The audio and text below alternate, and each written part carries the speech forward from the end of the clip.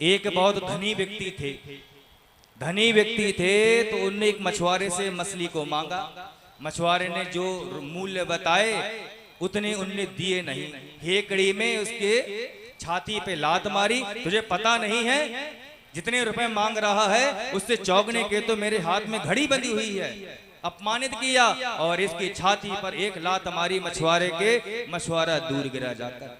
मछुआरों ने हाथ जोड़े, परम पिता को याद किया, हे प्रभु ये बहुत धनवान है, बलवान है, मैं तो गरीब हूँ, धनहीन हूँ, लेकिन अब इससे आप ही लड़ना, क्योंकि ये बलवान है, मैं तो हूं नहीं, लेकिन मेरी आस आपसे है। हे भगवान आपसे बलवान कोई नहीं है, इसकी टक्कर आप ही झेलो।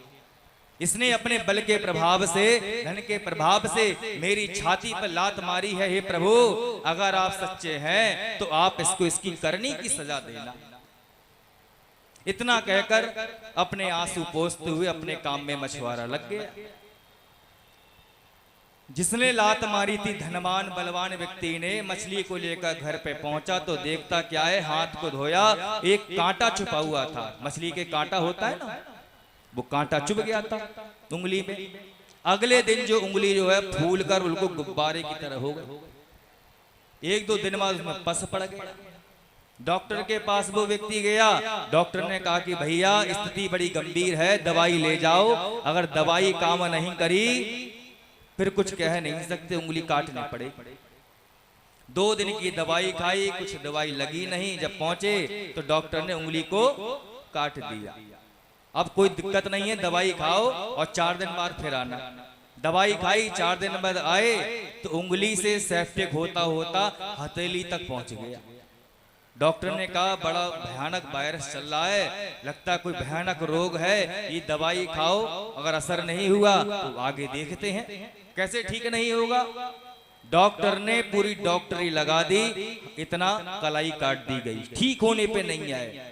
उंगली में भोंका था कांटा, इतना कटा, इतना कट गया, इतना हाथ काटना पड़ गया। डॉक्टर की समझ में नहीं आया कि बात क्या है। आज तक मैंने इतने मरीजों को ठीक किया और इस व्यक्ति के निन्ना सा कांटा लगा था और उसको मैं ठीक नहीं कर पा रहा हूं, सारी दवाई फेल हो रही है।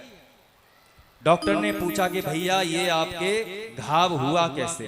तो पूरी घटना बताई कि मैंने मछली लेने गया था, उसने दाम ज्यादा बता दिए तो मैंने एक लात मारी, दूर गिरा जाकर, तब उसका मछली का कांटा लग गया और कांटा लगने से देखो यहाँ तक हाथ ही कट गया।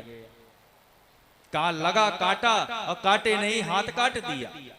डॉक्टर ने कहा समझदार था कि भैया जिस मछुआरे को आप अपमानित करके आए हो उसका हक मार के आए हो, उसकी मेहनत को आपने छीन लिया है, उसने निश्चित ही कोई तंत्र मंत्र किया जिसके कारण आपका आधा हाथ काटा गया है। उस मछुआरे के पास जाओ, विनती करो, तभी कोई समाधान होगा।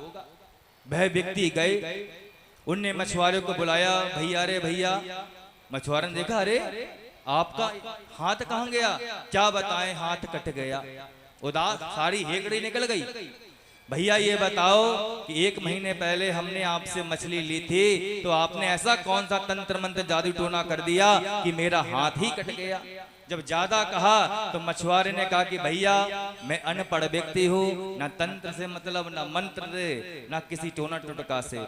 मैंने तो बस रोते हुए भाव से बस परमात्मा से ये कहा कि मुझ दीन दुखी की इसने रोटी को छीना है, पेट पे लात मारी है और मेरे हक को मारा है। प्रभु इसने बहुत बलशाली है ना, धनवान है ना, तो आप इसको देख लेना। तो भैया मैंने तो इतना कहा, अब भगवान ने तुमको देख लिया और तुम्हारा हाथ ही आधा कट गया। तो कहने का तात्पर्य कभी किसी की आत्मा को नहीं दुखाना चाहिए। हाथी की हेकड़ी निकल गई, पत्नियों ने सोच लिया ये तो मरेंगे, हमको भी लेकर मरेंगे। पत्नी जितनी हथनियां थी सबने साथ छोड़ दिया, बच्चों ने साथ छोड़ दिया। अब किसका साथ बचा? केवल हाथी। हाथी ने सोचा भैया अब आज लगता है बचने वाला नहीं हूं, क्योंकि मेरा सारा अभिमान टूट गया, मेरा इतना भारा परिवार था, सब मेरा साथ छोड़कर चला गया। मेरे अंदर 1000 हाथी का बल था, वो भी काम नहीं आया। पूरी ताकत लगा दी लेकिन उस मगरमच्छ ने हाथी को नहीं छोड़ा, हाथी को खदेड़ता हुआ तालाब के अंदर ले गया। केवल गर्दन गर्दन बची। समझ गया ये तो काल है। हाथ जोड़कर हाथी ने परम पिता परमेश्वर को याद किया, हे परम पिता परमेश्वर, आप तो सबसे बड़े शक्तिशाली हैं, आप मेरे प्राणों की रक्षा करें, क्योंकि जब सब सहारे टूट जाते हैं प्रभु तो आपका ही सहारा होता है, आप मुझे सहारा दें प्रभु।